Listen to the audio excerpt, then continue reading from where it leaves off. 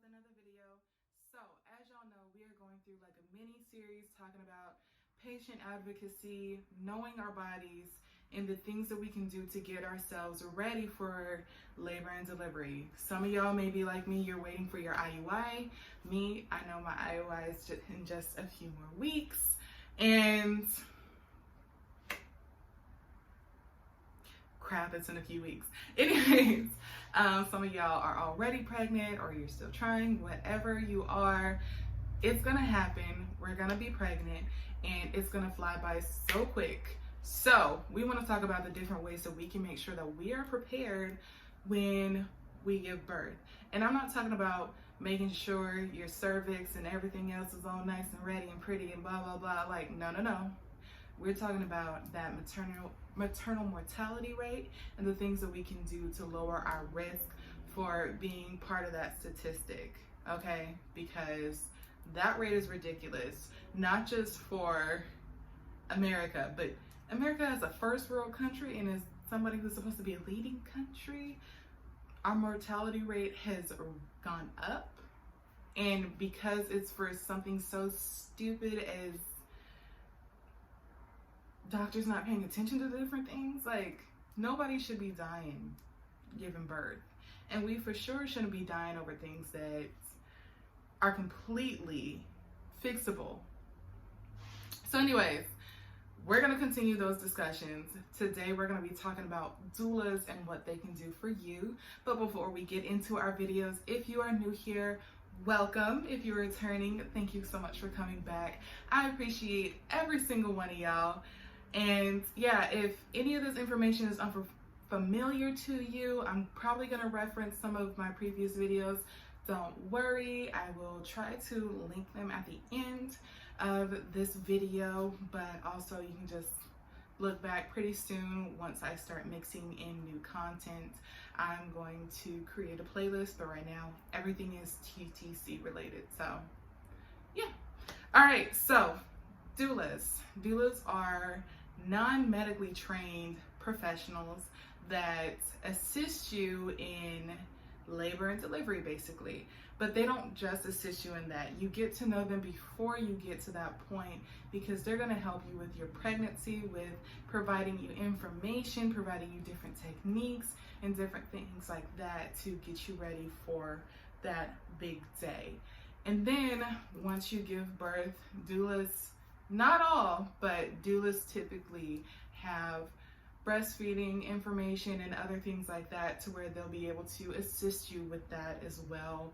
If you give birth at a hospital, they typically have a lactation consultant that comes in, but that's while you're in the hospital. I don't know what you're going to choose to do afterwards, but if you're close to your doula or whatever, if you decide to extend those services past birth, they should be able to help you with breastfeeding tips and things like that.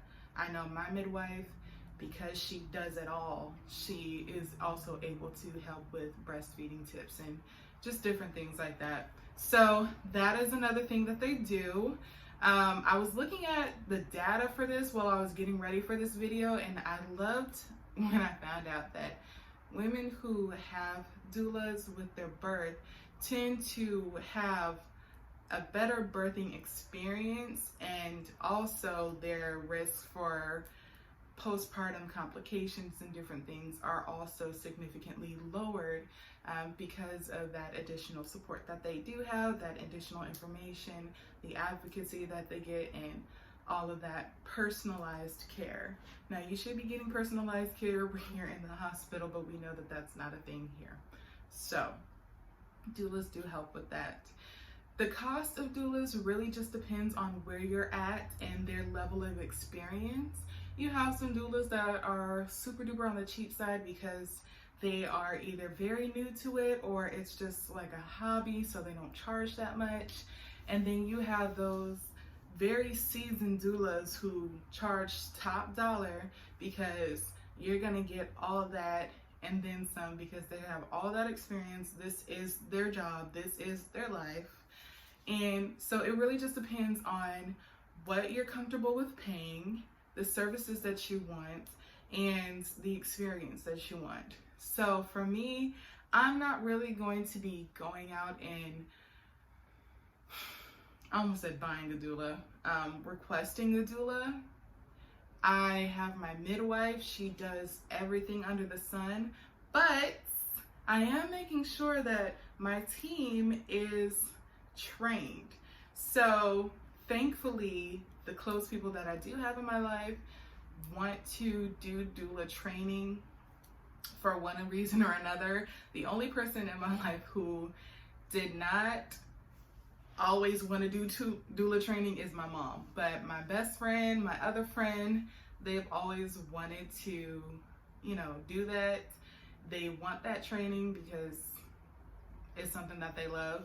So my best friend, she's in medical school, so she wants to take those doula classes anyways, even though it doesn't pertain to cardiothoracic surgery, which is what she does, but she wants to, and it'll be a great help to me, And then my other friend, she's always wanted to be a doula. She's a natural healer, so for her to want to be a doula, I think that's just perfect with everything else that she does. My mom, she did not want to be a doula, but she loves information and she loves being able to help, and she's a really great patient advocate. So, and it's also been over 20 years since the last time she gave birth. So, in order for her to be comfortable, for me to be comfortable, I'm choking on my air. She and I are gonna take doula classes. I've always wanted to be a doula. I've always wanted that experience. So why not do it now while I'm getting ready to give birth? But that allows my mom to play the role of mom, grandmother, and if anything happens, she can also play advocate and doula. So that's really great. In a perfect world, I already told y'all this, I would be giving birth at home with a birthing tub and my little team around me, and it's gonna be all cupcakes and rainbows. It's gonna be great. But the world is not perfect, so the chances of me either ending up at a birthing center with my midwife or at the hospital with my midwife and some random OBGYN, because the chances of it being my OBGYN are slim, are very real. So I wanna make sure whoever's in that room with me is trained. They can be that doula, they can be that support, and they can be that patient advocate, which I know it's kind of redundant to say that they're my doula and my patient advocate because they do the same thing, but I feel like it's important to reiterate that because a lot of people just see a doula as somebody who's just like coaching you on, telling you to breathe and, applying pressure here and there, but they're also being that go-between between you and the nurses or you and the doctor, because you're not gonna want to fight a doctor for your rights. I'm sorry, I was gonna say, you might wanna fight a doctor with the pain, but for your rights, for your baby's safety, you're not gonna want to have to steal your mind away from those painful contractions to try to fight for your life. So if my team, who I know is gonna fight for my life, period, is going to be informed and they're going to be able to do that on a whole nother level, that is just perfect for me. And maybe it's something that you guys can consider for your own team, for your own people. And by team, I mean your loved ones that are going to be there while you're giving birth. So that, I feel like I just said a lot in like 2 seconds, but that is my plan. That is my goal. We know COVID is still happening, and we were hoping that it'd be done by the end of 2020, but y'all know COVID likes to misbehave, and America has not, our leaders have not really done a really great job about addressing this issue. So it may continue. Hospitals may continue on with their COVID precautions. So if something happens to where I only get one person in the room, I have to be very particular about who's in that room. I would love to be able to have my midwife work as my montrice so that she can do everything under the sun except for catch the baby, and I can have that safety. But if I have to choose between my doula, my midwife acting as a montrice, and my mom, I might be more inclined to go with my mom, just because I'm by myself. You know, I don't have a partner. I don't want to give birth alone, even though I have my midwife. I would like to have somebody in my family there with me. So I want to make sure everybody's prepared. Hopefully things go well to where I can have my birth, everything going according to my birth plan. But if things go left, I want to make sure that me and baby are okay. Regardless of what happens, me and baby are okay. And I want whoever's in that room with me to be somebody that I trust to make sure that we're okay. So yeah, that's that. If you want to find a doula, I do have a site linked down below. Or if you want to become a doula, I have that site linked down below. It is the same website. It's called Doula International.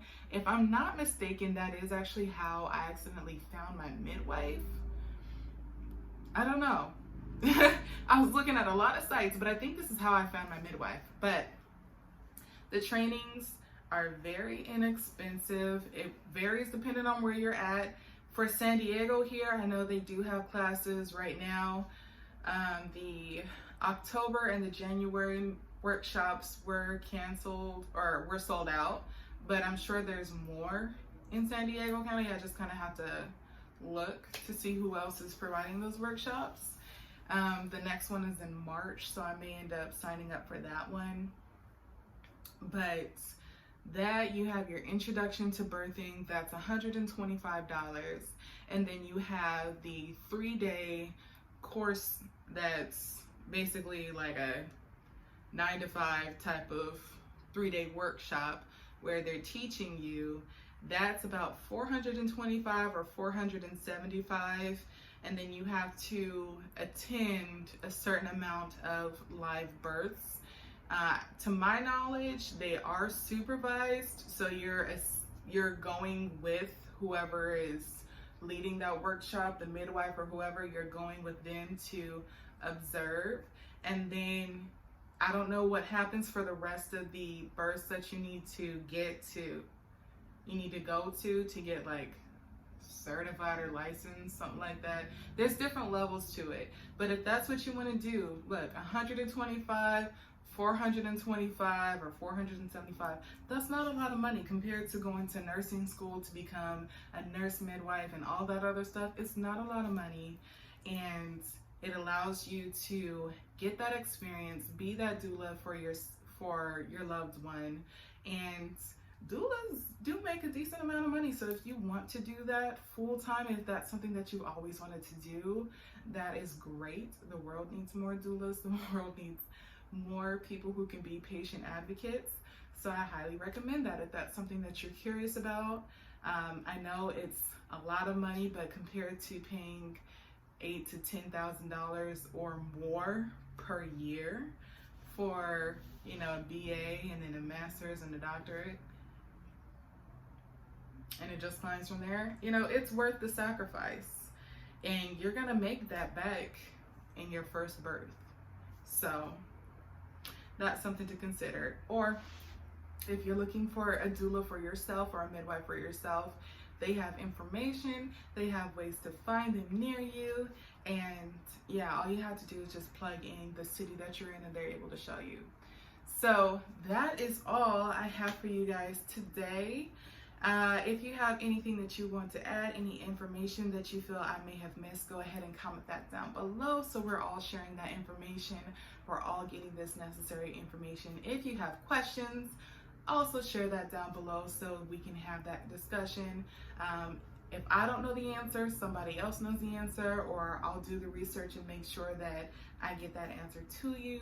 Don't forget to like this video, hit that subscribe button, and that notification bell so you are notified every time I upload, and I will see you guys next week.